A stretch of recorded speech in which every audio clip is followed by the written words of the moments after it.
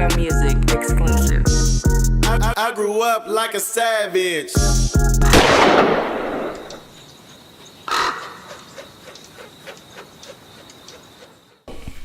And that record is how many times platinum? Oh wow! It just went platinum again. The single last year. Yeah.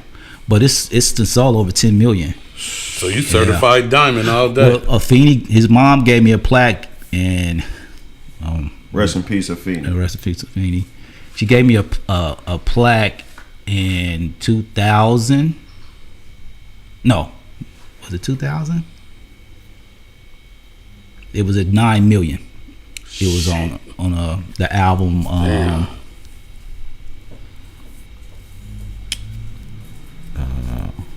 What's the name of the album, man?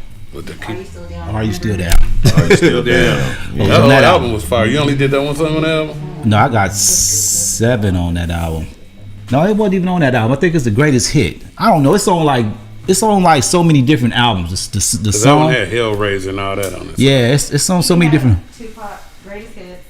Yeah, For my niggas. I think it was the greatest hit, and it was greatest 9 hit. million sold. Damn. And that was in 2000 something. And you recorded that at Echo Sound. Yeah. That is a very inspirational record. The song starts with, they say, the blacker the berry, the sweeter the juice. That is so inspirational for all the African booty scratches that came up in the 1980s. so many niggas was African booty scratches. You black ass nigga. So many motherfuckers. So when Pac said the blacker the berry, the sweeter juice, like, yeah, nigga, now, you know what I'm saying, we waving the flag. You know what I'm saying? So, you know what I'm saying? That was very inspirational. And he talked about women in a different light than what we had been talking about women. Yeah, prior to that. I think he was pressed to do that record from Jada. Okay. You know, because as soon as we finished with it, we went right over to our hotel room and he played it for her. Is that right? And she, you know, she loved it. Yeah. Every year when his birthday come around, June 16th, you know, all his numbers go up on all his albums. Man, that song is like in the top 5 of his best songs, and that song has been taking care of me and my families. I bet. Since I made it. Every such a year, blessing, probably man. damn near go have platinum Every year between probably. his death date and his birthday. Like I said, it just went platinum again last That's what year. I'm The saying. single, Gotta see, the jump. single never went platinum. All the albums that it's been on has went platinum, double platinum, but it never been platinum by itself until last year. So it was like a brand new, fresh start for me. Yes. For, you know, getting another platinum record last year. That's crazy. Yeah, just last year. You so how was that transition from that time where going back to Rich getting signed and everybody being like, damn, Rich cut? When how far was it between that and Master P and No Limit? Well, that's the thing. So when everything went sideways at the Def Jam office with Rich, and I felt Rich about to go do his own thing. I need to go do my own thing. So I started my own record label. Okay. We got my own little groups together. Okay. And I did a group called Collision. Okay. And did Ice Cube have a group called Collision too? No, Caution. Caution. Yeah. Okay. What was your So- record company called? Well, my Bomb Shelter. Bomb Shelter. Okay. Right. And I had a partner at the time. Block Monsters ain't yet. No, I'm gonna tell you how that came I know about. my shit, Daryl. Yeah, you do. So what happened was Bomb Shelter. I had a partner, my partner named Reg. He was my business partner for the company, right? And we was doing a video, and at the video shoot, the song we was doing, the girl that was singing on the song named Stacey Hogg, she was singing on the song. But something went down between his wife and her sister to where they didn't want her to sing on the video. So they had another girl lip syncing at the video shoot. They tried to Kelly Price her? Yeah, and Stacey Milli is there Vanilli? though. They tried She to there Kelly at the Price video her. shoot. I'm like, why she can't sing? She here. Why she can't sing her part? Wow. And it was, it was something personal going on. Uh-huh. And we was going back and forth, and then all of a sudden, a female stepped up and was like, she can't sing. I'm paying for everything, so she can't sing. And I'm looking at my partner like, what's she talking about? he know I'm paying for everything. So that was his partner. He had it. So I was a partner and she was a silent partner, but she was calling all the shots. You in the business 3 ways and don't know. And I didn't know. So I'm like, this ain't gonna work. So I was fired up. Okay. I left the video shoot right there and went straight to Priority Records. Hooked up with my boy over there, Dave Weiner. I called Dave. I said, Dave, I'm on my way over there. I got a whole project I'm ready to do something with. Can I stop you right there? Just for 1 second? This is why we do this shit, right? Because I fuck with Drink Champs. It even inspired me, right? Right. I fuck with all the podcasts, right? But we hear all this same shit. We hear these same executive names. We hear all this same shit from niggas over there. It's like we didn't exist in this shit. So when I hear executive names, especially, of course we know the rappers and the niggas that was around, but when I hear the executive names, I just want to make it clear that you called Dave Weiner. This is a factor. Yeah, he's the man over Priority at the time. This is a fact that he's, you know what I mean? Yeah. Like, and you called him and so I just wanted to stop you right there just to, clarify, like, this ain't no punk shit. Like, it's, you know what I'm saying? It's real. So you called him and stepped in there. I say, I'm coming down right now. He's like, okay, come on through. So, I took one of my boys with me and we on our way. Now, we get there. I got to tell you, like I said, I never really made money with Rich, so I was working with other artists. So I worked with Sebo. Actually, he was the executive producer for Sebo and Marvelous. And out of Sacramento. Yeah, out of Sacramento. So right around that time, T called me up one day and was like, "I'm in the studio with Master P. He want to hear some tracks. Him and Bo about to do one." So I slide over to Live Oak Studios. Okay, got 3 beats on a CD. I had just made them and I played them for him. And P was like, he liked all of them, but he only brought enough money to buy one. Okay. And I was selling beats at that time for $2,500, and he was like, I'm only prepared to get 1 track for me and Bo, but I like all 3 of them. So I was like, just take all 3 of them, and when you get situated, whatever, just line me up. We just link up then, or whatever. He's like, cool. So I gave him all 3 of the beats. Now I tell you this story. So when I get to Priority Records, talking with Dave Weiner, and I got another group. I got Collision, but I also got a group called Steady Mobbing. And Dave was like, I'm already familiar with your group Collision, because the record had already came out. Okay. And he was like, well, we can't really touch that record because it's already been solicited. I'm like, well, I got another group, Steady Mobbing. That stuff is ready to go. It's already mixed. I just need to get it, get it and distribute. He said, man, you know what, D? I can't do nothing. My hands are tied. To be honest with you, after he said my hands was tied, I didn't hear nothing else. I was ready to it's over. So, I'm on to the next. I'm like, I put my hand on the seat like this. I just don't want to be disrespectful, right, but it's over. But he said, well, wait a minute. I got to tell you this. And this is what he said. He said, are you familiar with Master P? I said, yeah, I just did some music for him, not too long ago, like, a couple months ago. He was like, he said, yeah, well, I got to tell you, I don't, his company, No Limit Records, is blowing up like crazy. Now, the Master P that I was familiar with was the Master P that everybody was looking at like a joke out here. Right. Nobody was taking Master P serious. Right. So I'm gonna tell you that the fans tried to get mad, because we got a culture here, and I'm gonna tell you something. I said something in the Chris Hicks interview. I said it was very country to put gold ones on the Lexus. Yeah. You know what I'm saying? You're right. That nigga had them gold ones on that white Lexus. And I just thought that was crazy. I was like, he had a Lexus with gold ones on it. I said, this shit is real boozy, man. Like, they're doing that shit everywhere that's the P that I remember, and I was like, yeah, he was like, well, right now I could tell you his company is about to be the biggest thing in hip hop. And I'm like, I remember being at Music People, and I was seeing a poster that Master P had. It said #1 record company in the world. And I'm like, how can he just say that? Right. And then I'm sitting in the office, and this A&R dude telling me the same thing, that his record company better be bigger than Death Row Records. And I'm like, Death Row Records? Really? He like, yeah. I said, Master P from the Bay? He like, yeah. And I couldn't believe it. I was like, okay, well, what do they got to do with anything? You Yeah, know? yeah. He said he knows you here and he wants to talk to you. I said, okay. So P got an office, the whole part, and he got an office up in Priority Records.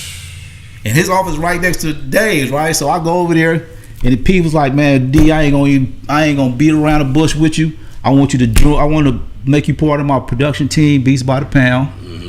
I'm willing to offer you $500,000 now, and at the end of the year, another half.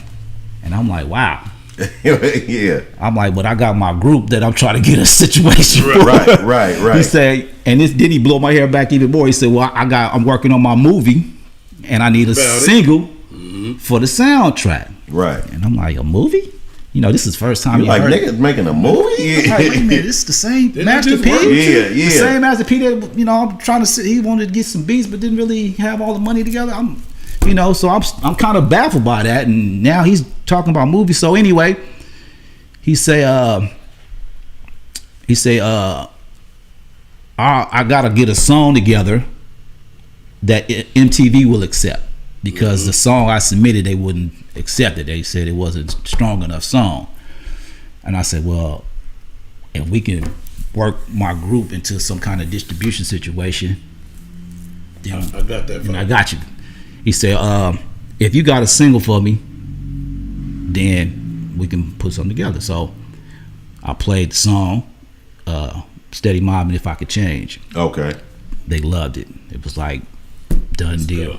That's the first song I played. I didn't know which one it was going to be, but that was the first one I played off of that. And he was like, that's it. That's the one. He say, but you got to give me some kind of answer if you're going to be a part of the production team. Right. He said, I need an answer before tomorrow because I'm going to MTV with this song. Okay. So I can play it for him, you know. And I'm like, I'm in a rental car and I got to get this rental car back to Oakland. Yeah. So I'm like, I'm gonna get back. He said, you gotta let me know before I leave tomorrow. So I made it happen. I got on the road, shot back down here, hopped on the plane, went back down there, and told him and gave him, let's do it. I had all the time to think about it from LA to Bay. So I thought about it and I was like, I'm gonna go with it. You know, it's a good deal for me because all the time I spend with Rich is ain't getting nothing. I ain't getting nothing out of it. So and then my situation I got with my boy Reg, that went all sour. Yeah. But I still was trying to keep my boy Reg involved. I need to put that out there in case he see this. I was trying to keep him involved, but I don't know if y'all remember Funky Fat Graphics. Of course. Okay, so my boy Janelle over there, he and hold on. Funky Fat Graphics. I gotta say this shit again, man. Funky Fat Graphics created what Master P would blow up for Pen and Pixel. Yeah. Later on becomes Pen and Pixel, but Funky Fat Graphics started that look. Oh yeah, you know that's why I'm mentioning them, because what happened was P went over there and was letting them know I just signed DJ Daryl. He part of my production team now. Right. And somehow they got back. Janelle went and told Reg, oh yeah, Master P just signed DJ Daryl in a group called Steady Mobbing.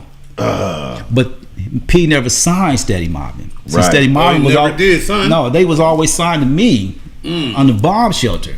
They just I was trying to get them a distribution situation. I was just trying to find for their record to get out, distribute.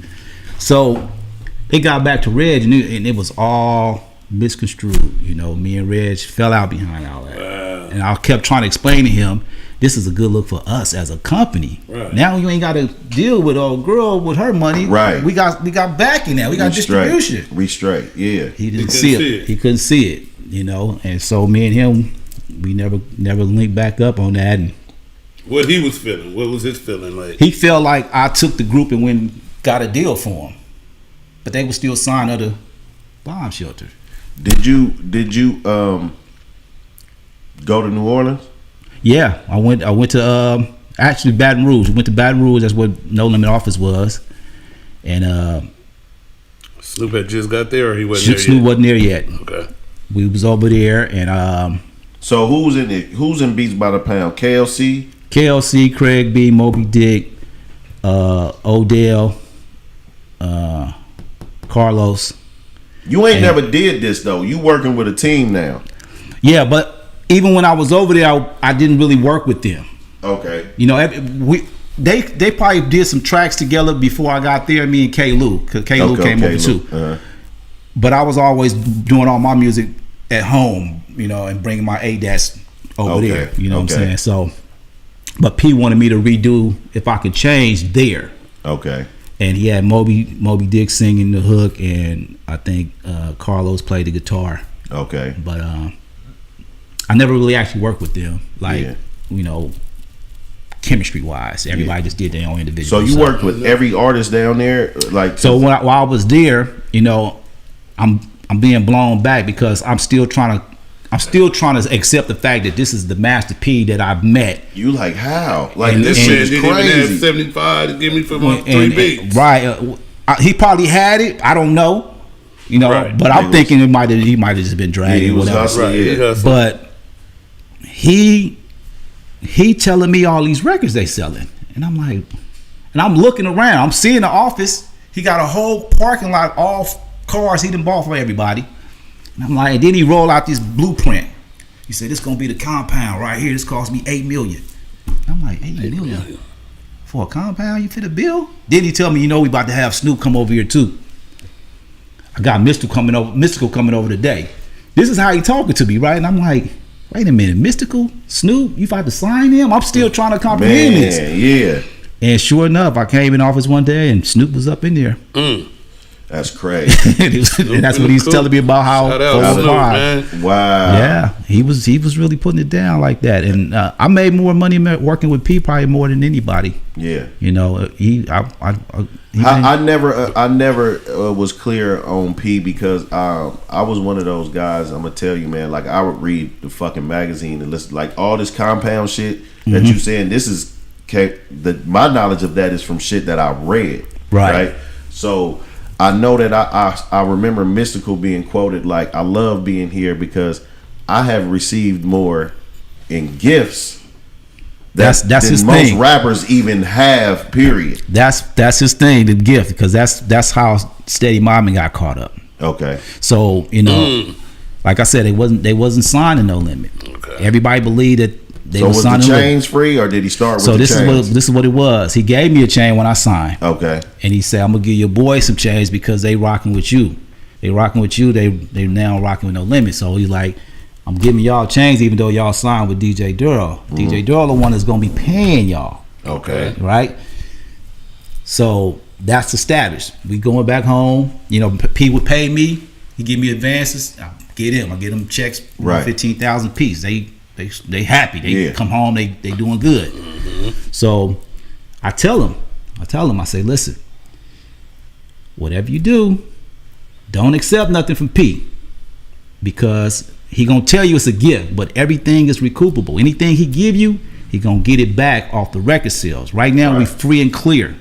We haven't really accepted nothing but little small checks, and most of that money is coming from me signing to the production team. Okay. So this is just for y'all to get y'all self Did established. he honor the $500,000 up front ever? Did he? No, it was, my contract was for 2 years, so $250 a year. Okay. With an option.